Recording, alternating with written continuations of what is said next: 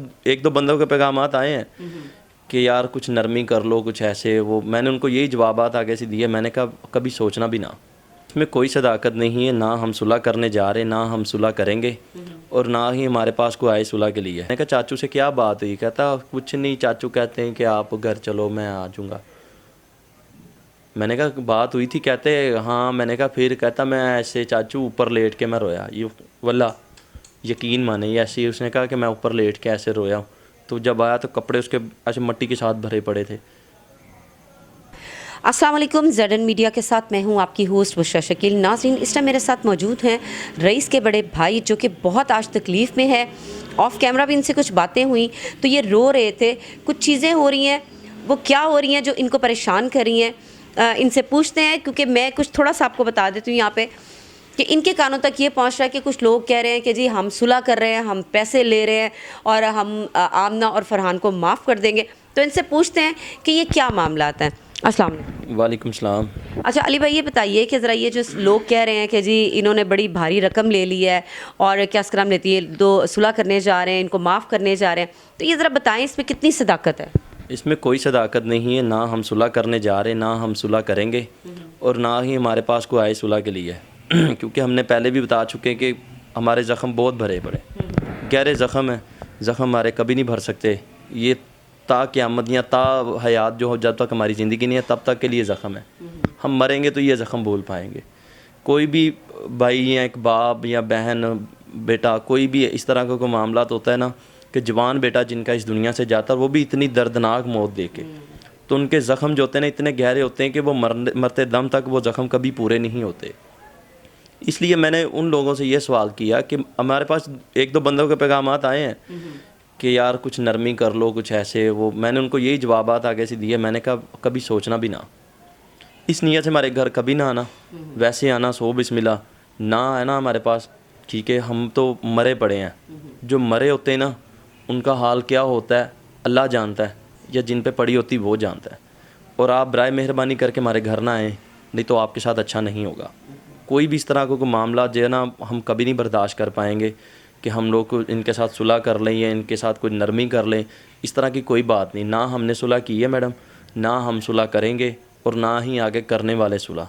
अल्लाह के फजल से इनको फांसी पे लटकवा के रहेंगे और फांसी पे लटकेंगे। और हमारा जबकि ये मुतालबा है अपने आला अफसरान से, जो आप मुल्क की रियासती इदारे हैं, कि इन्होंने इतनी बड़ी शफाकियत की, इतना बड़ा जुल्म किया है,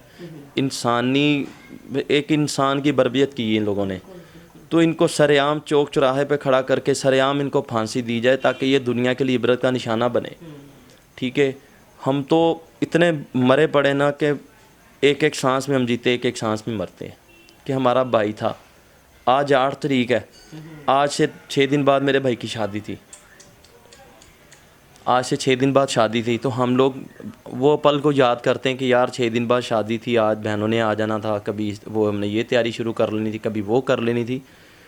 कि क्या करें अब।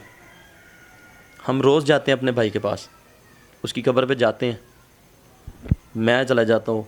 सबसे बड़ी बात आपको एक बताता चलूँ कि अभी ये 5-6 दिन पहले की बात है, हमारे घर में एक मेरा बड़े भाई का बेटा है, 4 साढ़े 4 साल का, अब्दुल हादी। वो गया है कब्रिस्तान में एक बच्चे के साथ। हम लोग उसको घर पे ढूंढ रहे हैं कि अब्दुल हादी कहाँ है, ट्यूशन भी नहीं है, कहाँ है पता नहीं चल रहा। पता चला जी वो कब्रिस्तान से आ रहा है। उससे पूछा कि कहाँ गए थे तुम? कहता मैं चाचू से मिलने गया था। तो चाचू किधर है? कहता चाचू तो वो सो रहे थे कब्र में। मैंने उससे बजाते खुद पूछा, मैंने कहा चाचू से क्या बात हुई? कहता कुछ नहीं, चाचू कहते हैं कि आप घर चलो, मैं आ जाऊँगा। मैंने कहा बात हुई थी? कहते हाँ। मैंने कहा फिर? कहता मैं ऐसे चाचू ऊपर लेट के मैं रोया। ये वल्ला यकीन माने, ये ऐसे ही उसने कहा कि मैं ऊपर लेट के ऐसे रोया हूँ। तो जब आया तो कपड़े उसके ऐसे मट्टी के साथ भरे पड़े थे। तो बच्चों को बताता है कि बच्चों के साथ इतना प्यार था। आज संडे है, संडे वाले दिन बच्चों को लेके उसने आना जाना है, बच्चों को बाहर लेके घूमना फिरना है। ठीक है, तो बच्चे हमारे दिन रात वो पढ़ते हैं अपने चाचू के लिए, रोते भी हैं, नहीं बर्दाश्त कर पाते, एक एक पल को याद करते हैं। اللہ تعالیٰ آپ کو صبر دے, پوری فیملی کو صبر دے. اچھا اب یہ بتائیے کہ کیس جو ہے وہ کہاں تک پہنچا ہے, کیونکہ لوگ پوچھتے ہیں کہ جی ابھی آگے اپڈیٹ کیا ہے اس کے رئیس کے حوالے سے, کیونکہ میجورٹی جو ہے نا یہاں پہ عوام کی وہ دیکھنا چاہتی ہے اس کو ملزم فرحان کو اور آمنہ کو پھانسی کے پھندے پہ, تو وہ اس لیے بڑے انٹرسٹڈ لوگ ہوئے ہیں کہ پتہ لگے جی اس کیس کے بارے میں اب آگے کیا ہوا ہے. اب یہ ذرا بتائیے. اس کیس میں بھی یہی اپڈیٹ ہے, ابھی تک یہ دونوں جوڈیشل ہو چکے ہیں, جیل جا چکے ہیں, اور ابھی وہ کچھ فرانزک وغیرہ کی رپورٹس ہیں جیو کرائم سین کی جو ہیں, وہ ابھی اس طرح کی جو رپورٹس ہوتی ہیں وہ انہوں نے کہا کہ ان کا ٹائم ہوتا ہے 90 دن کا, 60 دن سے لے کے 90 دن کا ان کا ٹائم ہوتا ہے. وہ رپورٹس آئیں گی, ابھی وہ ضمنی وغیرہ بھر رہے ہیں, ضمنی وہ ساری فائل جو ہے وہ جائے گی کورٹ میں, وہاں پہ پھر کورٹ کا جو ٹرائل وہ شروع ہوگا. ابھی وہ اس میں ٹائم ہے, لیکن آمنہ جو ہے آج سے 1-1.5 ہفتہ پہلے وہ تب یہ ریمانڈ پہ تھے, یہ دونوں ملزم اور ملزمہ جو ہے. تو آمنہ کا ہمیں پتہ چلا تھا کہ اس کو نا 2-3 دن ہاسپٹلوں میں لے کے آتے جاتے رہے, اس کو ڈرپیں لگتی تھی. تو انشاءاللہ ایک ماں کا اس نے جگر کا ٹکڑا چھینا ہے تو ان کو سزا ملے گی. اور جیل میں بھی گئے, جیل میں بھی پتہ چلا کہ ان کو نا وہ ہاسپٹل لے کے آنا جانا ان کا لگا ہوا تھا 2 دن سے. تو اس خاتون نے جھوٹا قرآن اٹھایا, ہماری واحد کتاب ہے جو روحانی کتاب ہے خدا کی نازل کی ہوئی اس دنیا پہ, جس پہ ہمارا ایمان شروع ہوتا ہے اسی پہ ختم ہوتا ہے. تو وہ قرآن جو ہے نا وہ سچ کو بھی مارتا ہے, جھوٹ کو بھی مارتا ہے. انہوں نے جھوٹا قرآن اٹھایا تو قرآن کی پکڑ میں قرآن کی مار پڑ رہی, اور انشاءاللہ اسی طرح ان کے ساتھ ہوگا. یہ اللہ کی پکڑ میں ہے, قانون کی گرفت میں ہے, تو ان کی جان نہیں چھوٹنے والی میڈم. ان کو پھانسی کے پھندے تک لٹکوا کے چھوڑیں گے ہم اپنے بھائی کے انصاف کے لیے ہر قانونی دروازہ کھٹکھٹائیں گے, جو ہمارا حق بنتا ہے اپنے بھائی کے لیے, کہ ہم نے بھی کل کو مرنا ہے. اپنے بھائی کے سامنے کیا پیش ہوئیں گے, لے کے کیا منہ لے کے جائیں گے کہ ہم نے تمہارا سودا کر لیا تھا. کبھی نہیں ایسا ہوگا, نہ ہوگا, نہ ہوا ہے, اور نہ ہی انشاءاللہ. سوچنا بھی یہ لوگ بند کر دیں کچھ اس طرح کی بات ہو جائے.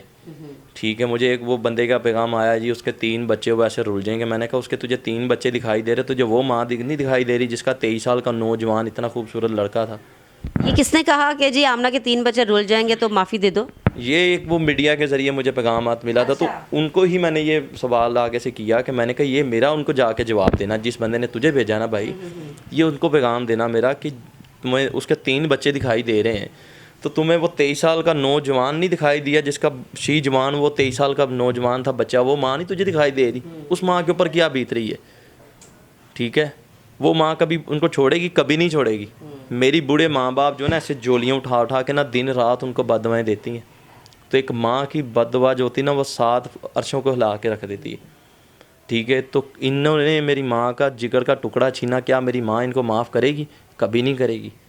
ہمارا پورا خاندان ہے, ٹھیک ہے, ہم اپنی محنت مزدوری کر کے کھاتے ہیں, جس طرح کے بھی کھاتے وہ رزق حلال کھاتے ہیں الحمدللہ.